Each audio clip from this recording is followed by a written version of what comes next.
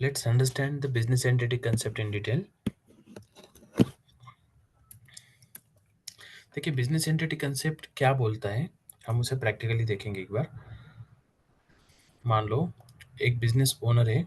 Okay okay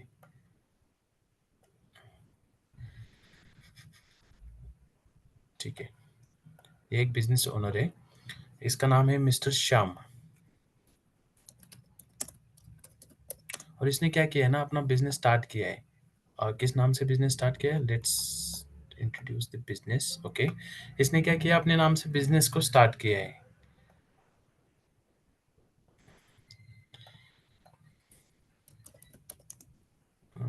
Shyam private limited मान लो, इसने एक अपनी कंपनी स्टार्ट की है।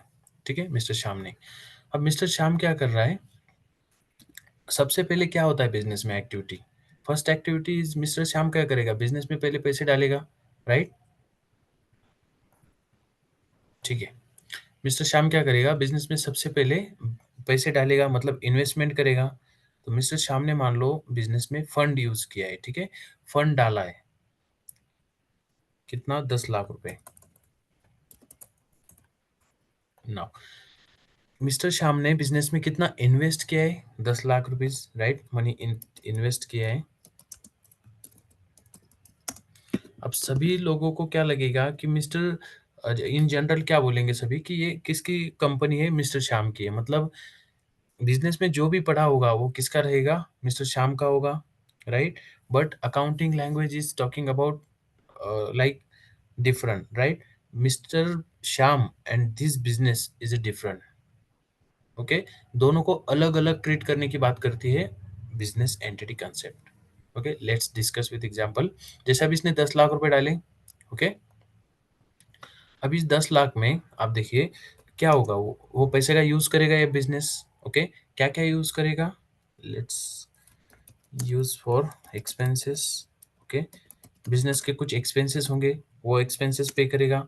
देन हम क्या करेंगे, इसमें कुछ एसेट्स को परचेस करेंगे। तो एसेट भी तो चाहिए ना बिजनेस करने के लिए। इसके बाद और क्या चाहिए, मान लो उसी पैसे से हम रॉ मटेरियल को खरीद लेंगे। मशीनरीज के लिए रॉ मटेरियल की जरूरत पड़ेगी, और इससे क्या करते हैं हम, इसमें हम सेल करते हैं। राइट, मान लो ये चार ही एक्टिविटीज होती है बिजनेस में। तो आप यहाँ पे देखिए, सबसे पहले मिस्टर श्याम ने एक बिजनेस स्टार्ट किया है, जो कि पूरा अमाउंट इन्वेस्ट किया है।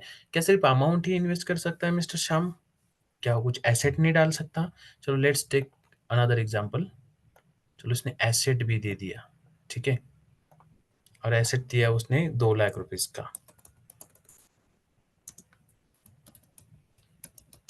ठीक है, इसने 10 लाख रुपए का क्या किया है, सबसे पहले तो पैसा डाला है बिजनेस में, और क्या डाला है उसने, 2 लाख रुपए का खुद का एसेट्स भी डाला है। ओके, नाउ इसने टोटल पैसे कितने दिए मिस्टर श्याम ने, तो टोटल अमाउंट दिए 12 लाख, 12 लाख रुपीज। ओके, 12 लाख रुपए मिस्टर श्याम ने क्या किया है, श्याम प्राइवेट लिमिटेड कंपनी में डाला है। ठीक है, नाउ अब आप देखिए, जैसे श्याम ने 12 लाख रुपए बिजनेस में डाला है, तो श्याम प्राइवेट लिमिटेड कंपनी में ये 12 लाख रुपए आए होंगे। ओके, इसके बैंक अकाउंट में आए होंगे मिस्टर श्याम प्राइवेट लिमिटेड के। इसके बाद मान लो ये 12 लाख रुपए, अब ये बिजनेस में क्या होगा, ये यूज कर लेगा, ये कंपनी यूज करेगी उस पैसे को। कैसे यूज करेगी, जैसे कि कुछ एक्सपेंसेस करेगी, इलेक्ट्रिसिटी बिल पेमेंट करना, एम्प्लॉय की सैलरीज करनी होती है। राइट, अदर एक्सपेंसेस भी होते हैं। इसके बाद कुछ एसेट खरीदेगी कंपनी, कंपनी चलाने के लिए एसेट लगती है, मशीनरीज खरीदेगी। अब मशीनरी लाए तो उसको रॉ मटेरियल की जरूरत पड़ेगी, अब रॉ मटेरियल यूज होगा। राइट, और उससे कुछ सेल जनरेट होगा। अब सेल जनरेट होने के बाद हम क्या करते हैं, बेसिकली सेल में से ये जो खर्चे हुए हैं इतने सारे, इसको लेस कर लेते हैं। फॉर एग्जाम्पल हम क्या, एक एग्जाम्पल लेते हैं, 15 लाख का हमारा क्या हुआ है, टोटल सेल हुआ है। राइट, और हमारे टोटल एक्सपेंसेस कितने थे, 5 लाख रुपए। तो हमारा टोटल प्रॉफिट कितना आया है, ठीक है, टोटल प्रॉफिट आया है यहाँ पर 10 लाख रुपीज।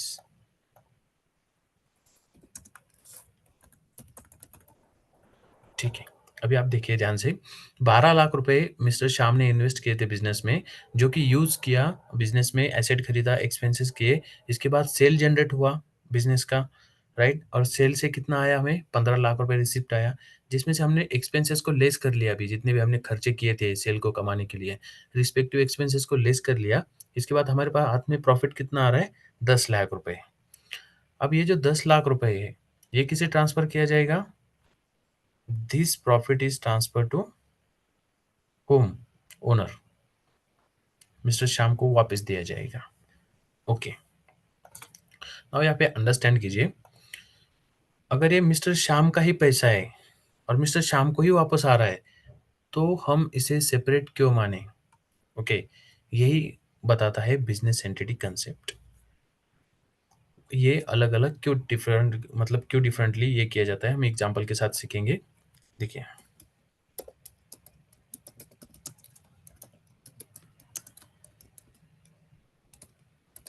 ठीक, बिजनेस एंटिटी कंसेप्ट ये बताता है कि ये जो एक्सपेंसेस किए ना आपने, कौन-कौन से जो सैलरी दी एम्प्लॉयी को, ये सब एक्सपेंसेस बिज़नेस के, श्याम प्राइवेट लिमिटेड के एक्सपेंसेस है। ये मिस्टर श्याम के एक्सपेंसेस नहीं है। तो एग्ज़ाम्पल लेते हैं, मिस्टर श्याम के एक्सपेंसेस और बिज़नेस के एक्सपेंसेस में क्या डिफरेंस है? मान लो मिस्टर श्याम मूवी के लिए जाना चाहता है, राइट? तो वो क्या करेगा? मूवी का टिकट बुक करेगा, ओके? तो क्या मूवी का टिकट बिज़नेस के एक्सपेंसेस में लाकर ऐड करेगा? हाँ, अगर करता, बिकॉज़ बिज़नेस एंटिटी कांसेप्ट अगर नहीं होता, तो ऐसा ही होता, राइट? ओनर के सभी पर्सनल एक्सपेंसेस भी बिज़नेस में चार्ज होते, ओके? लेकिन बिज़नेस एंटिटी कांसेप्ट ये बताता है कि ओनर के जितने भी खर्चे होते हैं, पर्सनल खर्चे, वो बिज़नेस में एंटर नहीं होने चाहिए, ठीक है? और जो भी कंपनी के जो खर्चे हैं, वो मतलब ओनर के इसमें बुक्स ऑफ अकाउंट में एंटर नहीं होने चाहिए। कंपनी का पूरा जितना भी अकाउंटिंग होगा वो सेपरेट होना चाहिए, राइट? तभी जाकर के हम ये सोच पाएँगे ना कि प्रॉफ़िट, एक्चुअल में कंपनी प्रॉफ़िट में है, लॉस में है, राइट? और इसे, ये जो अमाउंट है टोटल 12 लाख रुपए दिए हैं, ठीक है? मिस्टर श्याम ने जो 12 लाख रुपए दिए बिज़नेस में, ये क्या है? तो इसे एक रिस्पेक्ट के साथ हम नाम देते हैं, जिसे बोलते हैं हम कैपिटल, ओके? तो ओनर जो भी बिज़नेस में डालता है, उसे क्या बोला जाता है? कैपिटल बोला जाता है। Not only money but also asset भी। अब जो भी ओनर बिज़नेस में डालेगा उसे कैपिटल बोला जाएगा, राइट? और कैपिटल क्या होती है? लायबिलिटी होती है। क्यों लायबिलिटी होती है? आप ध्यान से देखिए, ये ओनर है, मिस्टर श्याम 12 लाख रुपए डाल रहा है, ओके? अब 12 लाख रुपए अगर वो एफडी कर देता, तो उसको इंटरेस्ट मिलता, लेकिन वो बिज़नेस में डाल रहा है, ओके? तो बिज़नेस में डाल रहा है, तो बिज़नेस से कुछ ना कुछ तो एक्सपेक्ट करेगा, ओके? तो ये, उसे जितना भी प्रॉफ़िट होता है, राइट? बिज़नेस क्या करता है? बिकॉज़ ऑफ कि मिस्टर श्याम और ये जो बिज़नेस अलग-अलग पर्सन है, according to business entity concept. Business entity concept बोलता है कि आपके अलग-अलग बुक्स ऑफ अकाउंट को रिकॉर्ड किया जाएगा। अगर आपने बिज़नेस में 12 लाख रुपए डाले हैं, तो ये बिज़नेस के लिए लायबिलिटी रहेगी कि फ्यूचर में जो है ना 12 लाख के अगेंस्ट कुछ ना कुछ अमाउंट आपको देता रहे। ओनर को मिलता रहेगा अमाउंट कंटीन्यूअसली। क्यों? बिकॉज़ उस बिज़नेस ने 12 लाख रुपए लिए हैं ओनर से, ओके? ऐसा ट्रीट किया जाएगा। मतलब ओनर को भी एक डिफरेंट पर्सन ट्रीट किया जाता है according to the business entity concept, और हर एक ट्रांजैक्शन को अलग-अलग से रिकॉर्ड किया जाता है। तो बिज़नेस क्या बोलेगा, मुझे कैपिटल कितना मिला है? 12 लाख रुपए, ओके? 12 लाख रुपए मुझे कैपिटल मिला है और मैंने प्रॉफिट कितना ट्रांसफ़र किया है? 10 लाख रुपए, ठीक है? लाइक दिस क्या होता है, अब देखो, कल जाके ओनर बोलेगा मुझे मशीन लेके जाना है घर पे, मैंने जो डाला था। अगर मशीन लेके जाएगा ना ओनर, तो उसके 12 लाख से अमाउंट वो 2 लाख कम हो जाएगी। राइट? ऐसा ही होता है, बिज़नेस को और ओनर को सेपरेट कंसीडर करना है, राइट? दोनों एक नहीं है, ऐसा बोलता है business entity concept. Because owner के पर्सनल इनकम और एक्सपेंसेस बिज़नेस में नहीं आने चाहिए, ओके? दैट्स व्हाई ये कांसेप्ट निकाला है और दोनों को अलग-अलग ट्रीट किया जाता है। मीन्स बिज़नेस के ओनर को एक अलग ट्रीट किया जाता है, even he is a owner of the business, okay? यही कांसेप्ट सिखाता है हमें बिज़नेस एंटिटी कांसेप्ट।